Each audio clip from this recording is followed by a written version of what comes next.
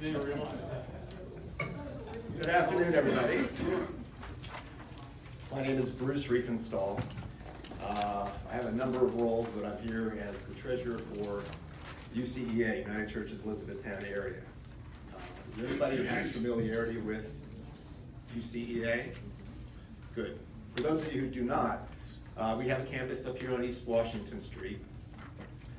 We just built a new building. You may have come to an open house or so. And we offer a number of direct services to the community, like the community cupboard, the clothing barn, and local Meals on Wheels. And then of course we have the real estate where we lease to other nonprofits at a good rate. So Echoes is one of our primary lessees. I am a recovering healthcare administrator after 35 years. And as COVID came around, it was a good time to get out. I do live in Mount Joy, but I spend a lot of time in E-Town with my various volunteer activities. I want to talk to you a little bit today about what we call E-Town Share and Care, which is really the latest service that UCEA is offering to the community. So with the handout, you'll see that last fall, UCEA, we held actually our first board retreat. And in listing a number of priorities in the community, transportation was one of those that kind of rose to the top. The other organization that was also working on some community needs assessment was eHub. And if you're not familiar with eHub, it's basically a consortium of United Way agencies that came together a number of years ago when the funding changes. I won't go into all the specifics, but that's what brought folks together. They were all United Way agencies. They also did a bit of a survey with their partners, and right behind housing, transportation was the number 2 need that they saw in the community. So with that, UCEA undertook kind of, well, let's investigate what this would mean to offer something like this, and first thing you do is you go out and see who else is doing what. So we spoke to some folks down in Fort Worth, Texas, that had a interesting model where they used paid drivers and volunteer drivers. There's an outfit actually up in Ephrata. They use entirely paid drivers, and they use more of a route kind of model where they just kind of circulate through the community at designated times. And then we found this group in Columbia, Maryland called Neighbor Ride. And these folks were very interesting. They have been around for about 17 years. They service the entire county. I think it's Howard County, Maryland. And at any given time, they have between 350 and 400 volunteer drivers. And they operate almost an on-demand kind of service. Folks can go in, they have a pretty sophisticated information system. Folks go in, request a ride with all the particulars. The computer kind of matches it up with the driver who's available. And they do a 97% completion rate. So with that information, we took that back to our community and said, okay, what can we do? And so we decided, use my glasses now, that with the backing of UCEA, we thought we could get a fair number of volunteer drivers to help us out to get started. We didn't want to go too far too fast, so we said, well, let's do a pilot. Let's do a very controlled, manageable service, if you will, to the community and see what we can learn. So we're kind of at the tail end of the pilot. We started in March, and we're running through the end of May. And the pilot is not designed to solve the problem. It's designed to get experience, to see what the issues and problems are that we didn't anticipate, and how we might scale it up to something not quite what Neighbor Ride has, but something more significant for the community. As we look through at the agencies in town, Nolenko Family Medicine basically identified themselves as a high volume need for transportation services for their patients. And their administration and their staff wanted to work with us to get this thing started. So our first target audience was ambulatory patients in the Elizabethtown School District area. We were able to recruit 7 drivers, each of them committed to a 1 3-hour shift per week. So So we did have limited capacity. It wasn't like we were operating 8 hours a day, 5 days a week. And that was in conjunction with working with Norlanco. Developed the application, orientation, all the background checks, all the things necessary to make sure we were covered. And basically, it's a pretty simple process. We have come up with business cards that we take to an agency, and they are able to identify folks who have a potential transportation need. They hand them the business card. Business card directs them to phone a number. They leave a message. We get back to them within 24 hours, do an intake, and we're off to the races. So in April, we decided to expand beyond Norlanco. So we added our own community cupboard to the mix, LGH Sycamore Square, Penn State Family Medicine, Hope Within the Senior Center, and Jewel David. So it's been a slow going, and that's okay, because we want to gain experience that we can handle. But the big thing now is to increase the number of drivers. So if you or your spouse or a family friend has any interest, please contact me. With that, I'll open it up for questions. First question is, what about insurance? So we went through that with the other agencies that we contacted. The folks use their own automobile insurance as primary. We suggest they contact their carrier just to make sure, they tell them, make sure they're not a Lyft driver or an Uber driver. So they use their insurance their own insurance as primary. So with that, questions or comments? Yes, sir. So is a driver typically staying at the appointment until the person is done, or do they have the opportunity to leave and then come back and transport them back home? That's somewhat variable. So with a medical appointment, if you know they're going to get lab work, x-ray, and a workup that may take an hour and a half, you can leave and then contact by cell phone to come back and get the patient. But if it's a 20-minute office visit, you're going to probably hang around for them. Do you only cover the Elizabethtown area? Right now, Elizabethtown's cool school district. And don't ask me where that is, but every time we have a need, we look it up. We've had people who want to go to Hershey, and we're just not prepared to do that at this point. Same question. How close are you to meeting your need? So we've had probably about 75% we've been able to meet. And some of that is because people are asking to go to the locations that we can't accommodate.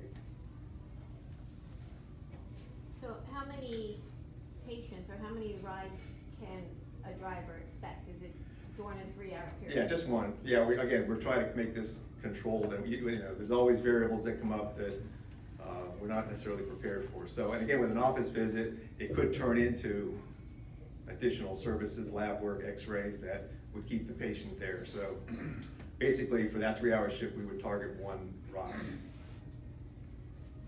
And the beginning and ending both have to be in Easttown School District? Correct. Okay, so you want to take them to Lancaster or Hershey? Not at this time. Again, we're trying to do this in a way that we can learn from and expand. We don't want to get too far afield and have drivers, I committed to this hour and now I got stuck in Lancaster. It just gets, pretty complicated pretty quickly. So we hope we can do better in the future, obviously. And you know where you're gonna go before you take the call. I mean, so if I was doing it, I would know I'm going from here to here and here to back. Correct. So when we give them the business card, they go home, make a call, they leave a message. I'm the coordinator, so I retrieve the message, I call them back, and I do an intake. Where are you going to, time, date, anything else we need to be aware of. Some folks have difficulty with trucks and SUVs, so we screen on that. So yeah, we know in advance exactly what's point of beginning and ending. And I would know in advance as well, like I know tomorrow at 3 I got to do this. Yes. Yeah, then we contact the driver, and the drivers are all teed up and ready to go. Since you're taking these people to medical facilities, will your drivers have any orientation into cursory how to identify emergency medical issues with their patients?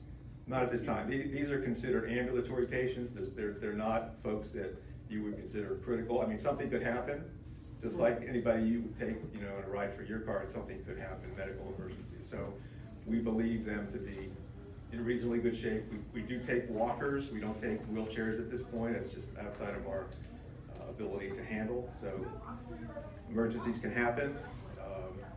Call 911. Right, okay, I just want to know if you had like a very cursory thing, Yeah. to brief them on, what to Good. look for. Yes. How many patients are you transporting a week now? About 2 a week, which isn't a lot, but that's okay. Because you're just starting, you don't want to Correct. run. Right. The issue now is, you know, even with our 7 drivers, we've had one move out of the area, another one was sick for a period of time. So the rate limiting step now is getting drivers to increase the capacity so that we can do more. So we're in that low volume stage, somewhat by design, but also with the number of drivers that we need to increase pretty quickly. Do you do any type of like background check on the drivers? Yes, that's all part of the standard criminal background checks. Okay. We do the children thing, it's not gonna really happen, but we wanna make sure we're covered. So, for example, if somebody wanted to sign up, they work during the week, but they wanted to be available Saturday, that's something you would accept, or is that too limiting? We haven't had anybody who would like to do that, and our schedule is really built Monday through Friday. Oh, But okay. if that was their availability, and the folks that are utilizing the service found a need for that day, then we would match those two together, but it hasn't happened so far. Are you aware of other organizations that are doing something similar to this in the area? So there's an organization called Love Inc. Anybody hear of Love Inc? Okay, so they have a service, and I'll briefly describe because I actually did some volunteer work with them. So they have a cadre of drivers who are available. And then what happens is somebody calls in and says, I have a need for a ride Tuesday at 3 o'clock. And then they scamper to try to find a driver who can meet the need. So our model is a little bit different, where we have the drivers have a set schedule and we try to feed patients into that. And so that seems to work a little bit better, at least based on my experience. Do you give the drivers any kind of training of any type? We have kind of some guidelines that we go over with them in just in terms of do's and don'ts and such. And then we, if they have an issue, if they want to wear a mask and those kinds of things, they can certainly do that. But there's an orientation program that we put them through, but a lot of it is somewhat common sense, but somewhat do's and don'ts that they need to follow. Yes, sir. Each volunteer pays their own gasoline. Correct. Yeah, right now we have no budget. So all of my time is, donated, and then the drivers as well. Good answer. But there are programs that do pay the drivers, and again, we're hopeful that through United Churches, the driver issue will not be an issue for us. Gasoline fund? Potentially. I mean, there's ways of evolving that we want to make it easier for folks not only to receive the service but to also volunteer. We're just not at that point yet. Yes, sir. What's the next step for you guys now? Next step is to find more drivers, because if we can't fill out a more robust schedule, then the question is, what do we do with very limited capacity that we have? So we're pulling out a lot of stops to try to get folks involved. The issue is there's a lot of need for volunteers in the community, and so right now it's not where we would like it to be. But that's the next step, is really to have a more robust weekly schedule that we can offer to these agencies and their patients and clients. And the screening of the clients is just the service provider that identifies them.